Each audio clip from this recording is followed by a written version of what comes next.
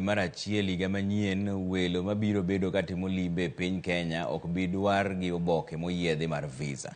Maendi ne oyangi e nyasi mar Jamhuri mane obagi alap ma Uhuru Gardens buore Nairobi ka. Okang' ma kama okelo paro e kind jo Kenya ma bende ochwalo duondgi. Jafwambo marwa Sharon Ong'ao nigi ler. Higni 60 tok yudo loch kowuok e lwet wagunda. Welo mabiro bedo katimo limbe e pachoka koro yudo fungruok makende. Bang' jatend piny Kenya chiwo milome mayango ni chakre dwe mar achiel mar higa manyien.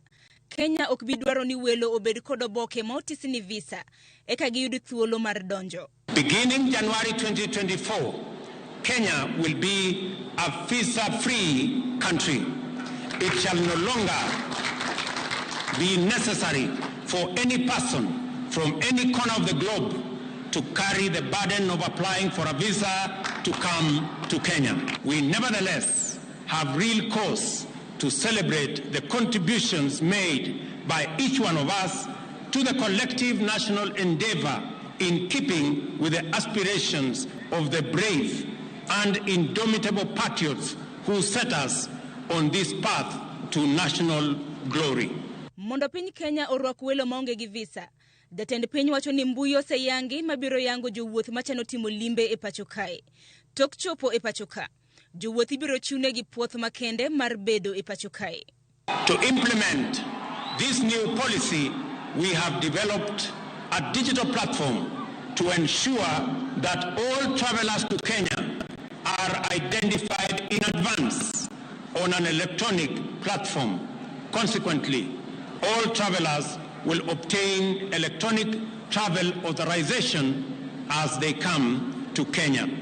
Jopiny bende ochiwo paro e wi wachno. Ok wanyal bet e Kenya ma ng'ata nyalo donje.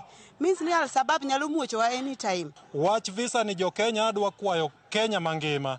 Be it ni you are a Kalenjin, be it you are a Kikuyu or a Luhya, all the 43 tribes ma wan gode Kenya ka. Yeuru ko ilosnwa thuolo mar wacho wach visa ni.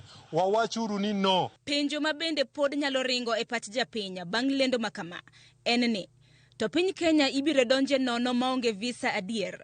Okang' makama biro tok lokruoge mag chudo ne oyangi ne visa ne jolimbe matimo limbe e pachoka. Lokruoge chakre chien tarik 1 mar dwe mokwongo mar higa manyien. Oganda madonjo e piny Kenya kaluwore gi lokruok makamano ibi dwar mar mondo mi ochul $100 mar yudo puoth mar donjo e pachoka. Ponono ni kinde mag visa biro bedo korumo.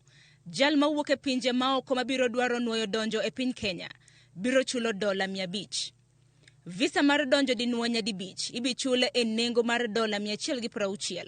Ka welo madiher mar mondo mi ochorne gi nyime visa magi e pachoka kuom thuolo mar dweche 6 mayande ni nono ibi chule e nengo mar $200.